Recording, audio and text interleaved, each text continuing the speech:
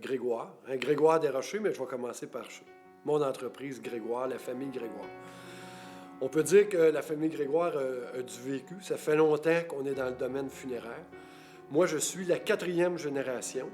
Ça veut dire ceux qui ont passé avant moi. Il y a François-Xavier Grégoire, il y a Paul Grégoire, René Grégoire, puis moi, présentement, Jean-Pierre Grégoire.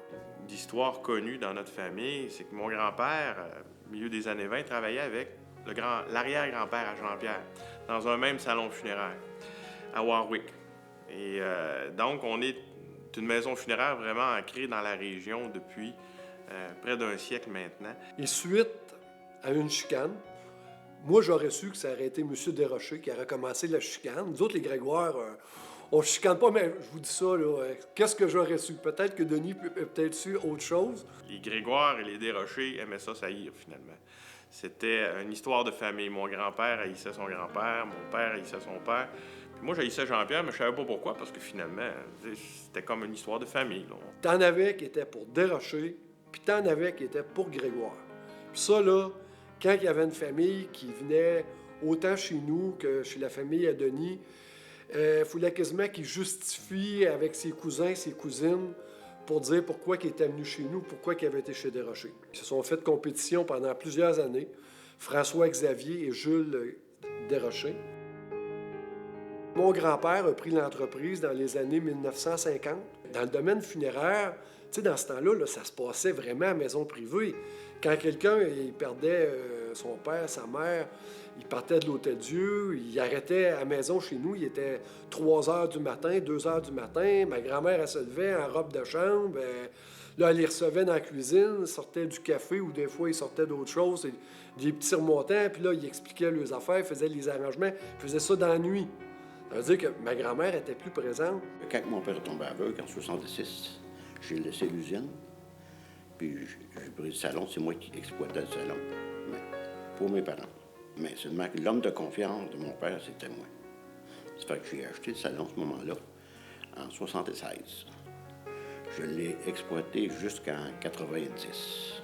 Lui, il n'était pas prêt à vendre, parce qu'il était jeune, puis il était super en santé. Mais ma mère était décédée, ça faisait pas longtemps. Puis il voyait que j'aimais vraiment, puis j'étais vraiment dans mon domaine. Ça fait que c'est là que j'ai compris que, M. Grégoire, vous devez vous tasser. Laissez passer les jeunes, c'est Jean-Pierre qui veut le voir.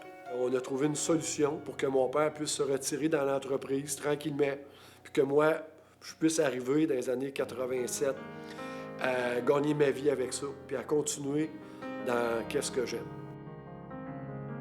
L'après-guerre, la fin des années 40, de ça, mon grand-père a eu 5 enfants.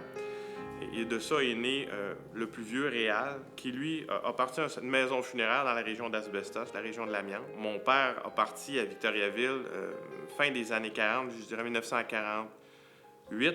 Mon oncle Gilles, le troisième, a suivi mon père dans son entreprise. Le plus jeune, lui, a resté à Warwick à travailler avec mon grand-père. Jusqu'à un jour où est-ce que mon père a pris sa retraite, fin des années 80. J'ai été élevé en haut d'un salon funéraire, j'ai grandi en haut d'un salon funéraire. Donc, pour moi, mon terrain de jeu, c'était le salon funéraire. C'était jouer laver les ambulances, faire les lits, les civières, préparer les civières.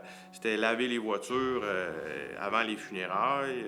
C'était recevoir les familles, les veillées funèbres. Ça faisait partie de notre quotidien. C'était nous autres, ça. Quand papa m'a transféré l'entreprise, il a pris son set de clés et il me l'a donné. Puis il a dit, tu me rappelleras de me parler de la pluie et du beau temps.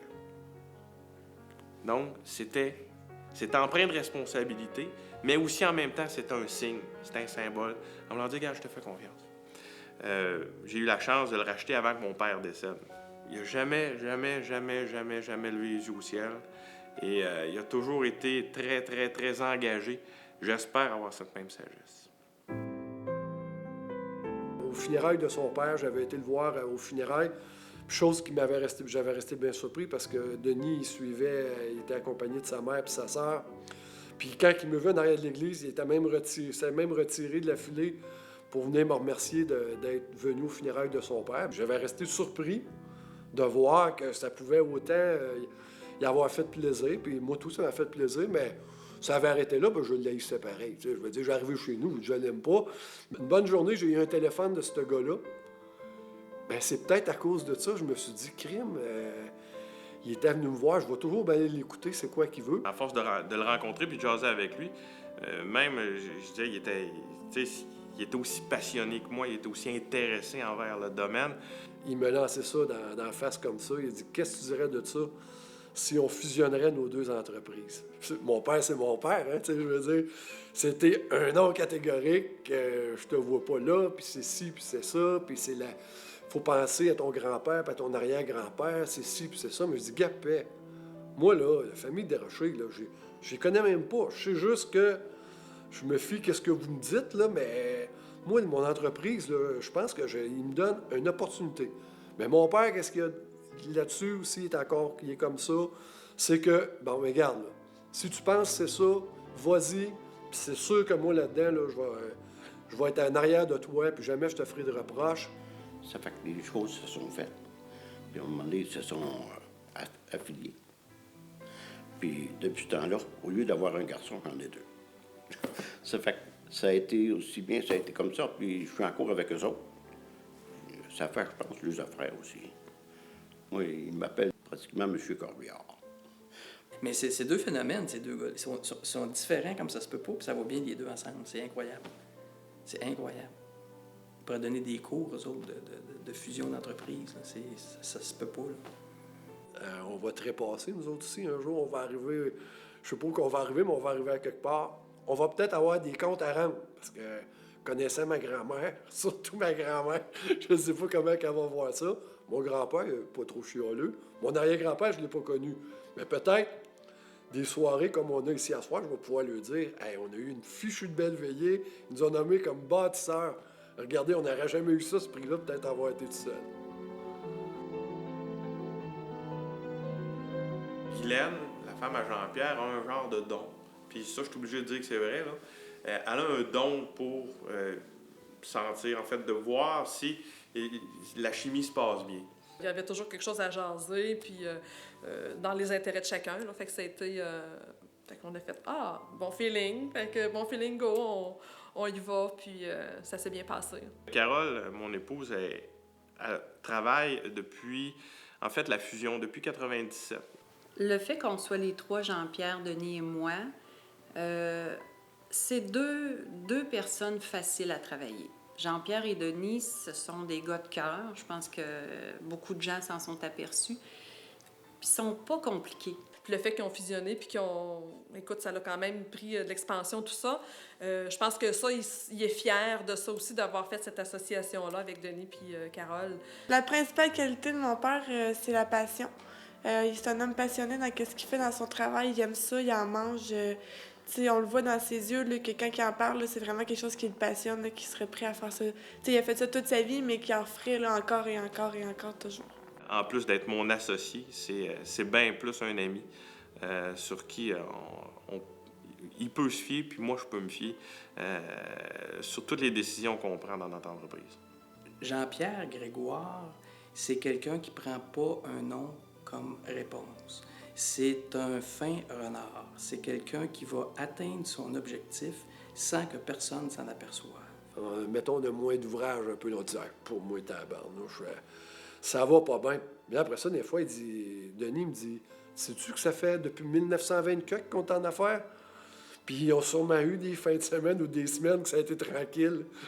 Là, quand tu dis ça, mais ça prend juste quelqu'un pour te le faire penser à ça. Puis c'est ça que Denis m'apporte. Puis je suis à peu près sûr que c'est ça que j'y apporte, moi aussi. Denis Desrochers, c'est le genre de personne que si tu es dans le trouble, c'est la première personne que tu vas appeler. C'est celui qui va remuer ciel et terre pour te donner un coup de main, pour te sortir du trouble. C'est le genre de personne que Denis Desrochers est. Ce qui m'a toujours impressionné de lui, c'est vraiment son côté de cœur. Et quand les gens sont passionnés, ils le font peut-être pas de la même manière que nous autres. Ils le conçoivent peut-être pas de la même manière. Sauf que, en bout de ligne, ça marche. Et c'est ça qui compte. Ben moi, c'est sûr, je suis thanatologue, je suis embaumeur, hein, pour tout le monde, qu'on comprenne. Moi, c'est bien important pour moi l'embaumement, la présentation du corps quand les gens viennent rencontrer les familles. Moi, je suis plus comme gestionnaire de l'entreprise. Denis, c'est vraiment le visionnaire, puis Jean-Pierre, il est aux opérations. On avait besoin de quelqu'un qui tienne les rênes de la bourse comme il faut. Donc, c'est ça que Carole a joué un grand rôle à cette époque-là. Et aujourd'hui, son rôle est d'autant plus important parce qu'elle est associée avec nous. Mon père, il regarde à long terme. Lui, là, il prend des décisions quand il faut, mais il regarde toujours pour le futur. Comme pour nous, il nous dit, moi, je bâtis l'entreprise, le futur de l'entreprise, et je me fie sur vous pour plus tard. Il va-t-il avoir des Grégoire dans cette entreprise-là plus tard? C'est sûr que je l'espère, hein, je le souhaite, comme mon grand-père, mon arrière-grand-père l'ont souhaité, comme mon père l'a souhaité. Si j'aimerais prendre la relève, moi, c'est la question que je me fais poser le plus souvent. Mais ouais, ça, j'aimerais ça. Parce que, question, ça m'intéresse. Je commence à travailler dans un salon, puis déjà quand mon père, je reviens de l'école, je lui demande si je travaille la fin de semaine, puis si je travaille, ben là, elle vient de faire ma journée. On vous obligera jamais à reprendre le flambeau. Ça, c'est sûr qu'on veut pas ça. On veut qu'il soit bien. On veut qu'il y ait du plaisir autant que nous, on est passionnés par le domaine. C'est drôle à dire, là, parce que les gens disent toujours « Ah, c'est drôle, c'est un drôle de domaine. » L'entreprise, à mes parents, est une sacrée belle entreprise. Les gens dans la rue reconnaissent mon père comme étant le directeur de funérailles de Victoriaville. Mon père m'avait montré comment laver des autos, les corbières, tout, pour que ce soit très propre, parce que mon père, Dieu sait que c'est important que ses chars soient propres. Après ça, il m'a initié plus à l'entretien ménager, tout ce qui est les gazons. Puis après ça, il m'a vraiment montré comment faire des funérailles, puis c'est sûr que c'est plus touché un peu avec les familles. Ils m'ont montré comment aller chercher des morts à l'hôpital dans des résidences privées. J'ai fait une coupe de codes morgue. J'ai toujours vécu là-dedans. Puis mon père, comme c'est le gros boss de ça, ben, tu sais, il arrive à la maison, puis il nous parle de ça, puis ça nous intéresse. Moi, longtemps, je voulais pas travailler dans les centres funéraires parce que je me voyais pas vraiment travailler là-dedans. Je voulais plus travailler avec les gens comme un peu, soit enseignante ou travailleuse sociale ou des trucs comme ça. Mais finalement, j'ai découvert un peu avec le temps que je pouvais quand même aider les gens dans cette étape-là de la vie, dans le fond. Mon gars, il a 14 ans, puis il porte le même nom que son arrière-grand-père, FX Grégoire. Puis il a même déjà commencé, là, c'est tout nouveau. Il commence tranquillement à venir faire des funérailles. On a même fait une funéraille à Warwick avec les 3 générations. Ça va être bien fait parce que, tu sais, ils sont pas stupides, c'est nos enfants. C'est des gens extraordinaires, des gens aussi passionnés que nous. On les a élevés. Donc, ils ont pris nos schèmes de valeur, les schèmes de valeur à Jean-Pierre et à moi. Et je crois sincèrement que ce sont des gens qui vont le faire avec le même engagement. Parce que, justement, la condition est, si vous voulez travailler dans l'entreprise, vous devez le faire premièrement et avant tout avec votre cœur. Si vous le faites avec votre cœur, avec votre passion, regarde, on se trompe pas beaucoup dans ce temps-là. À travers les choses, il y a un paquet de monde qui nous mêle. Moi, il m'appelle Denis Desrochers, lui, il l'appelle Jean-Pierre.